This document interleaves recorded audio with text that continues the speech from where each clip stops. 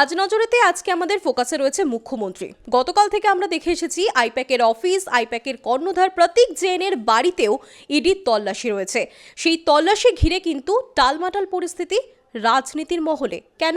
কারণ সেখানে হঠাৎ করে মুখ্যমন্ত্রীর উপস্থিতি এবং সেখান থেকে হাতে ফাইল নিয়ে, ল্যাপটপ নিয়ে তার সেখান থেকে বেরিয়ে যাওয়া, অর্থাৎ ইডির আধিকারিকদের অভিযোগ মুখ্যমন্ত্রীর হস্তক্ষেপে তাদের তদন্তে বাধা পড়েছে এবং এই সমস্ত কিছু এখন আইনি জটিলতায় ঘিরে রয়েছে।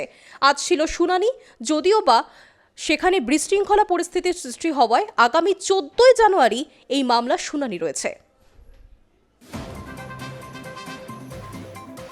কলকাতা হাইকোর্টে আইপ্যাক মামলার শুনানি শুরুর আগেই এজলাস থেকে বেরিয়ে গেলেন বিচারপতি শুভ্রা ঘোষ। সূত্রে খবর, কোর্টরুমে ঠাসা ভিড়ে তুমুল বিশৃঙ্খলা তৈরি হয়। সে এমনই হই হট্টগোল শুরু হয় যে ক্ষোভে এজলাস ছেড়ে বেরিয়ে যেতে বাধ্য হন বিচারপতি। শুনানির তারিখ পিছিয়ে হলেও 14 জানুয়ারি। আইপ্যাক সল্টলেক সেক্টর 5-এর দফতর এবং সংস্থার কর্ণধার প্রতীক জৈনের লাউটন স্ট্রিটের বাড়িতে ইডির তল্লাশি ঘিরে তৈরি হওয়া রাজনৈতিক ও আইনি টানাপোড়েন পৌঁছে গিয়েছে কলকাতা হাইকোর্টে। তদন্তে বাধা দেওয়ার অভিযোগ তুলে এনফোর্সমেন্ট ডিরেক্টরেট আদালতের দ্বারস্থ হয়। ওই মামলায় মুখ্যমন্ত্রী মমতা বন্দ্যোপাধ্যায়কে পক্ষভুক্ত করা হয়েছে। এর পাল্টা কেন্দ্রীয় সরকারের বিরুদ্ধে মামলা দায়ের করেছে তৃণমূল কংগ্রেস। শুক্রবার বিচারপতি শুভ্রা ঘোষের বেঞ্চে এই দুই মামলার শুনানি হওয়ার কথা ছিল। তবে দুপুর 2:38 নাগাদ পরিস্থিতি বদল হয়। এজলাসে বারংবার সতর্ক করার পরও হই হট্টগোল বন্ধ না হওয়ায় এবং দীর্ঘ সময় অপেক্ষা করেও ভিড় না কমায় বিচারপতি লিখিত নির্দেশে জানিয়ে দিয়েছেন ওই দিনের মতো মামলার শুনানি স্থগিত রাখা হচ্ছে। ফলে শুক্রবার আর কোনো শুনানি হয়নি। আদালত জানিয়েছে আগামী 14 জানুয়ারি মামলাটির পরবর্তী শুনানি হবে। শুক্রবার এই মামলার জন্য কোনো লাইভ স্ট্রিমিং এর ব্যবস্থাও ছিল না। বৃহস্পতিবার সকালে কলকাতা লাউডন স্ট্রিটে আইপ্যাকের কর্ণধার প্রতীক জৈনের বাড়িতে হঠাৎই তল্লাশি চালায় ইডি।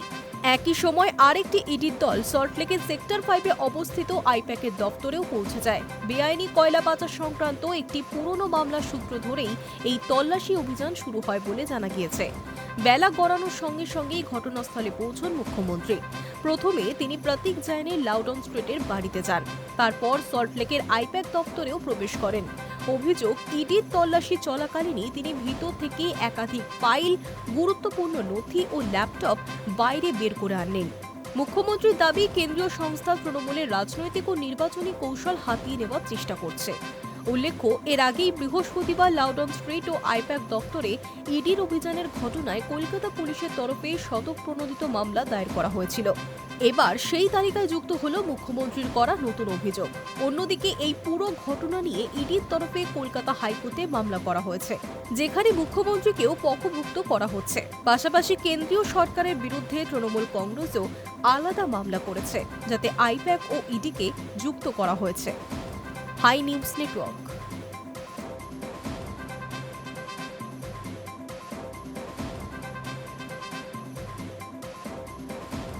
আসন্ন নির্বাচন, সেই নির্বাচনের আগেই তৃণমূলের ভোট কুশলী আইপ্যাক, সেই আইপ্যাকের অফিসে ইডির হানা হঠাৎ করেই, যা তৃণমূলের কাছে কিন্তু সন্দেহজনক। মুখ্যমন্ত্রীর অভিযোগ রয়েছে যে তৃণমূলের নথি, নির্বাচনী সংক্রান্ত নথি, সেই নথি হাতিয়ে নেওয়ার চেষ্টা করছে ইডির আধিকারিকেরা, যার জন্য তিনি অফিসে পৌঁছে যান এবং সেখান থেকে বেশ কিছু নথি কিন্তু তিনি তার সঙ্গে করে নিয়ে বেরিয়ে আসেন। আর এই যে আইপ্যাকের অফিসে ইডির হানার বিরুদ্ধে প্রতিবাদে আজকে মুখ্যমন্ত্রীর পথে নামার কথা ছিল। যাদবপুর 8B স্ট্যান্ড থেকে তিনি হাজরা মোড়ে এত দূর রাস্তা তিনি পথসভা করেছেন, মিছিল করেছেন, উপস্থিত ছিলেন তৃণমূলের অন্যান্য সাংসদরা, সমর্থকেরা। অন্যদিকে তৃণমূলের পাশাপাশি পথে নেমেছে বিজেপিও। ইডি কাণ্ডের প্রতিবাদে একদিকে যেমন যাদবপুর 8B বাস স্ট্যান্ড থেকে হাজরা পর্যন্ত মিছিল করেন মুখ্যমন্ত্রী মমতা বন্দ্যোপাধ্যায়, পাল্টা ফাইল চুরির অভিযোগ তুলে মমতার বিরুদ্ধে পথে নামে বিজেপির যুব মোর্চাও। ধর্মতলার মোড় অবরুদ্ধ করে চলে বিক্ষোভ। এই বিক্ষোভ মিছিলে যুব মোর্চার রাজ্য সভাপতি ইন্দ্রনীল খা ছাড়াও ছিলেন রাজ্য বিজেপির অন্যতম সাধারণ সম্পাদক সৌমিত্র খা, উত্তর কলকাতার সাংগঠনিক জেলার সভাপতি তমগ্ন ঘোষ প্রমুখ। ধর্মতলার মতো গুরুত্বপূর্ণ রাস্তা কার্যত অবরুদ্ধ হয়ে যায় বিজেপির এই বিক্ষোভে। দিকে দিকে টায়ার জ্বালানো হয়, মুহুর্মুহু স্লোগান ওঠে, ফাইল চোর মমতা। গোটা ধর্মতলা চত্বর জুড়ে দীর্ঘ সময় এই বিক্ষোভের জেরে কার্যত স্তব্ধ হয়ে যায় জনজীবন। রাজ্য বিজেপির শীর্ষ স্তরের বেশিরভাগ নেতা এখন কলকাতার বাইরে। বিরোধী দলনেতা শুভেন্দু অধিকারী শহরে থাকলেও ধর্মতলার বিক্ষোভে সামিল হয়েছিলেন মূলত জেলার নেতাকর্মীরাই। তবে বিজেপির তরফে একটি প্রতিনিধি দল আজ লোকভবনে গিয়ে রাজ্যপালের কাছে একটি স্মারকলিপি জমা দেন। এই প্রতিনিধি দলে ছিলেন প্রাক্তন সাংসদ লকেট চ্যাটার্জি আর শিশির বাজরিয়া। প্রসঙ্গত বৃহস্পতিবার সকালে আচমকাই আইপ্যাকের অফিস ও আইপ্যাকের কর্ণধার প্রতীক জৈনের বাড়িতে হানা দেয় ইডি আধিকারিকেরা। খবর পেয়ে সেখানে পৌঁছান মুখ্যমন্ত্রী মমতা বন্দ্যোপাধ্যায়। তারপর একটি সবুজ রঙের ফাইল হাতে নিয়ে বের হন তিনি। মমতা অভিযোগ করেন, ইডির অভিযান রাজনৈতিক উদ্দেশ্য প্রণোদিত। তৃণমূলের নির্বাচনী রণকৌশল চুরি করতেই এই অভিযান চালানো হয়েছে। এরপর থেকেই অভিযোগ পাল্টা অভিযোগে সরগরম রাজ্য রাজনীতি। মুখ্যমন্ত্রী মমতা বন্দ্যোপাধ্যায় বারবার দাবি করেছেন, ২৬শে নির্বাচনের তৃণমূলের রণকৌশল চুরি করতেই নাকি ইডিকে ব্যবহার করছে কেন্দ্র।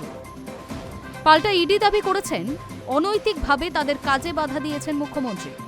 গোটা ঘটনার জল গড়িয়েছে কলকাতা হাইকোর্ট পর্যন্ত। Hi News network.